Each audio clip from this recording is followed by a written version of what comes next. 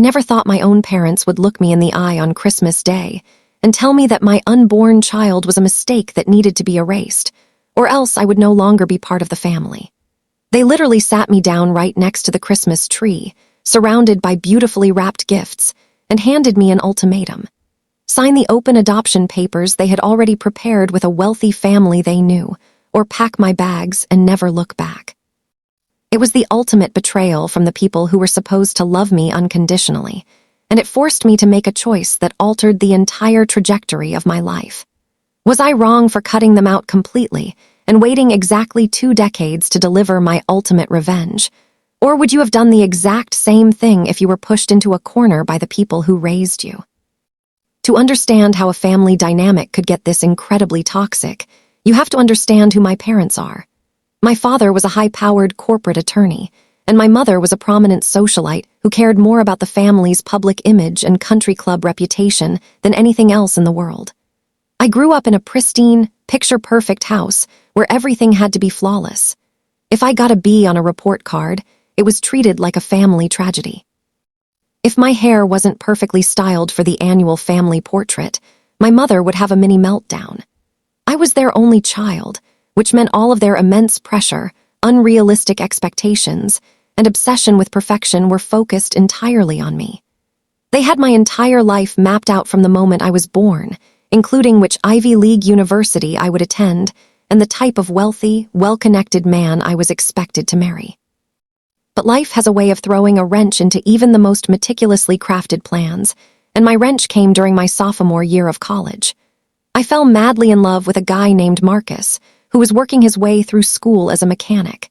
He was kind, incredibly hardworking, and he loved me for exactly who I was, not for my family's money or status. Needless to say, my parents absolutely loathed him from the second I introduced him. They called him a dead-end townie and constantly dropped passive-aggressive comments about how he would never be able to provide the lifestyle I deserved. Despite their intense disapproval, Marcus and I stayed together, creating our own little safe haven away from their constant judgment. Then, right before final exams, the unexpected happened. I started feeling nauseous every morning, and a positive pregnancy test confirmed my absolute worst fear. I was 19, unmarried, and pregnant. Marcus was scared, but he immediately stepped up, holding my hand and promising me that we would figure it out together as a team. We were young, but we wanted this baby. When winter break arrived, I had to go back home for the holidays. Marcus had to stay behind to work extra shifts at the garage so we could start saving every single penny. I was absolutely terrified to tell my parents, but I knew I couldn't hide it forever. I decided to wait until Christmas Day, foolishly thinking that the holiday spirit might soften the blow, or at least keep them from completely losing their minds. I couldn't have been more wrong. On Christmas afternoon, after we finished a quiet dinner, my mother asked me to follow her into the living room, where my father was already sitting with a thick manila folder on the coffee table. I thought they were going to give me a special holiday gift, but instead, my father opened the folder and slid a stack of legal documents toward me. My mother looked at me with this chilling, emotionless smile and said they had noticed I had been glowing and gaining a bit of weight, and after a bit of snooping through my trash when I arrived, they found an empty vitamin bottle for prenatal health. Before I could even speak or defend myself, my father interrupted and told me that my ruined reputation would not become their public embarrassment. He explained that they had already contacted a wealthy, childless couple from their social circle who were desperate to adopt. All I had to do was sign the papers, carry the pregnancy to term in a private facility out of state, and then return to college as if nothing had ever happened. They told me that if I agreed, my trust fund would remain intact, my tuition would be fully paid, and they would buy me a brand new car as a reward for doing the right thing. But then came the terrifying alternative. My father leaned forward, his voice turning completely cold, and told me that if I chose to keep the baby and stay with Marcus, I was dead to them. They would cut off my tuition immediately, disown me legally, strip me of my inheritance, and ensure that no one in their social or professional network would ever help me or Marcus again. They literally gave me until the end of the day to make my decision, treating my unborn child like an inconvenient business problem that needed to be liquidated. I sat there on the living room floor, staring at the Christmas lights, feeling completely numb as tears streamed down my face.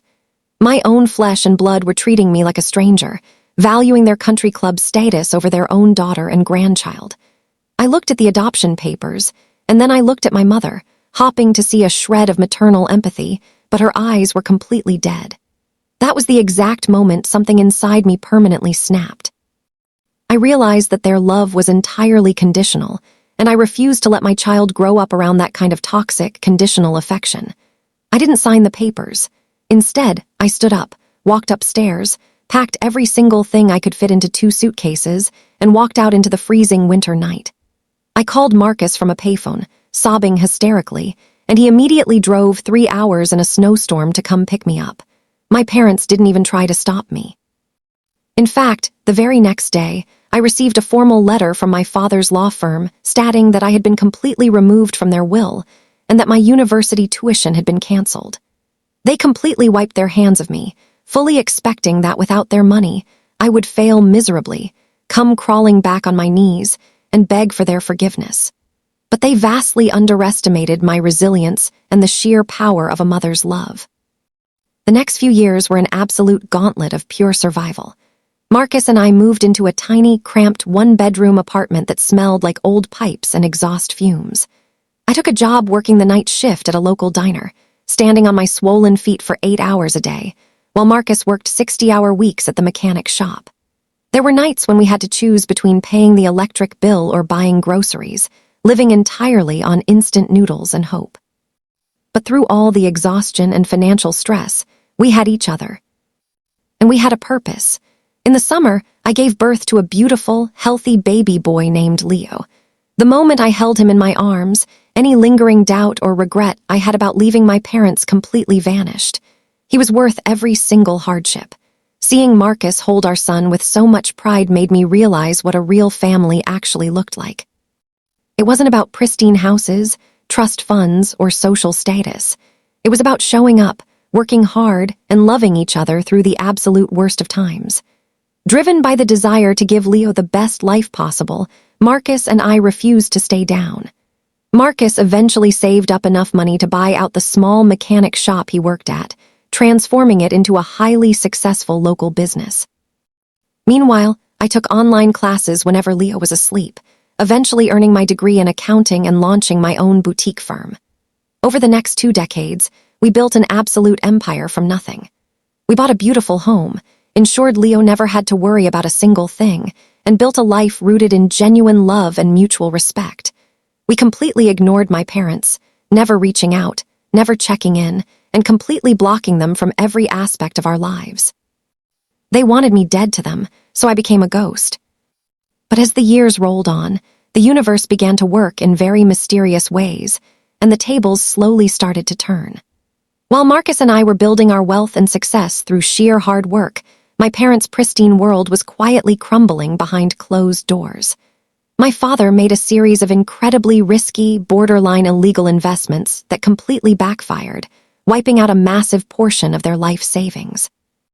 To make matters worse, his law firm faced a massive malpractice lawsuit that completely ruined his professional reputation, forcing him into an early, disgraced retirement. They lost their massive house, their country club memberships, and the high society friends they had sacrificed their own daughter to impress. They were forced to downsize to a modest, run-down condo, living on a rapidly dwindling fixed income. They were isolated, lonely, and deeply miserable, realizing too late that their obsession with appearances had left them with absolutely nothing of actual substance. So that is the exact situation we were all in, and after 20 long years of silence, I suddenly found myself holding all the cards. I had the power to completely rewrite the ending of our story, but I had to make a massive choice on how to handle it. Before I tell you the absolutely insane way I decided to deliver my final revenge at their doorstep, I want you to pause right now and comment below what you would have done in my shoes. Would you have left them alone to rot in their own misery, or would you have made sure they felt the exact weight of what they did to you? As Leo's 20th birthday approached, he was a thriving, brilliant university student, completely unaware of the dark history surrounding his grandparents. Around that same time, out of nowhere, I received a letter in the mail. It was from my mother. Her handwriting was shaky, a stark contrast to the perfect, elegant script she used to pride herself on. The letter was filled with desperate apologies, claims that they had deeply regretted their actions every single day, and a heartbreaking plea to meet up for Christmas dinner to finally reconcile and put the past behind them. They even mentioned that they had heard through the grapevine that they had a grandson, and they desperately wanted to meet him before they grew too old and sick. When I read that letter, a cold, calculating anger washed over me. I knew exactly what they were doing. They weren't truly sorry for breaking my heart or trying to force me to give up my child. They were broke, lonely, and they had found out that Marcus and I were now incredibly wealthy and successful. They wanted a financial lifeline, and they were trying to use a fake holiday apology to get it. I talked it over with Marcus, and we decided it was finally time to give them exactly what they deserved. I wrote back, accepting their invitation for Christmas dinner, but I told them that because their condo was too small, I would personally host the dinner at a luxury private dining room in a high-end restaurant downtown, completely covering the entire cost. They were absolutely ecstatic, replying immediately and thanking me for my immense generosity. On Christmas Day, exactly 20 years after they handed me those adoption papers and threw me out into the snow, Marcus, Leo, and I walked into the private dining room. My parents were already sitting there, looking incredibly frail, aged, and wearing clothes that were noticeably worn out.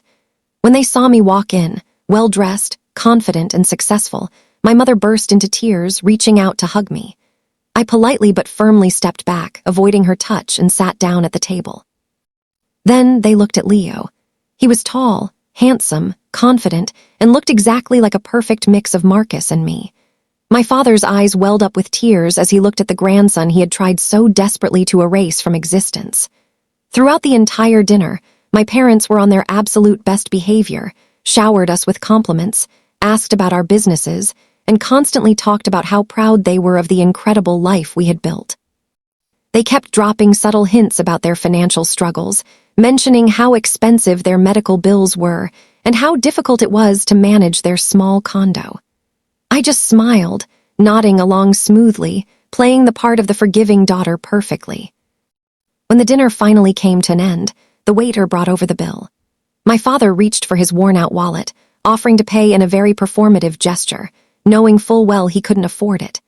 I stopped him, smiling warmly, and told him that I had a special Christmas gift for them first.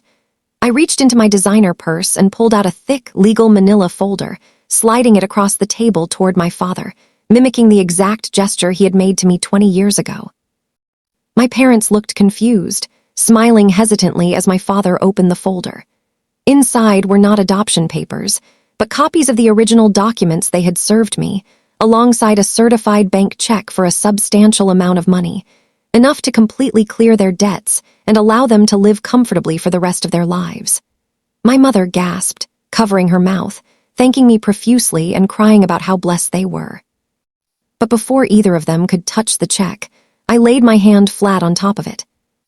I looked my father dead in the eye, my voice turning completely ice cold, and told them that they had a choice to make right now. I told them that the check on the table was their retirement lifeline, but it came with a strict legal condition.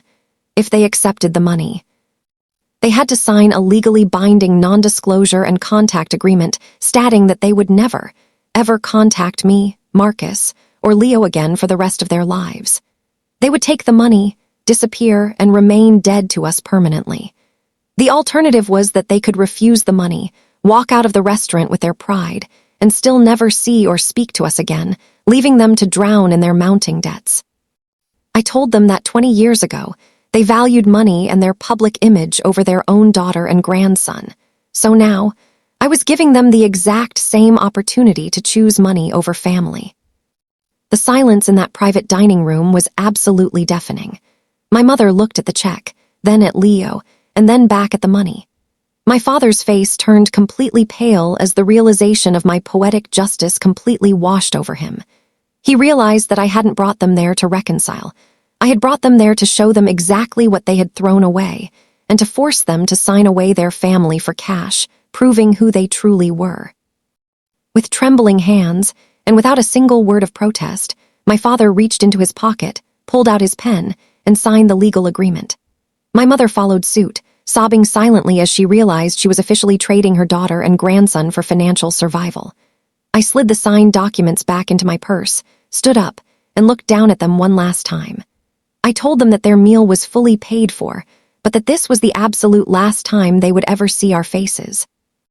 Marcus, Leo, and I walked out of that restaurant, leaving them alone in that grand room with nothing but their money and their crushing regret. Living with that decision has brought me an immense sense of peace and closure. It wasn't about being unnecessarily cruel. It was about protecting my family and ensuring that the people who tried to destroy my life never had the chance to infect my son's world with their toxicity. They chose their path 20 years ago, and I simply forced them to walk it to its natural, bitter conclusion. Like this video if you were on my side, and think I did the right thing to protect my child, and make sure to subscribe to the channel for more dramatic stories just like this one. Share your final thoughts on this whole mess in the comments section below, because I'd love to know how you would have handled a family like mine, and I'll see you all in the next story.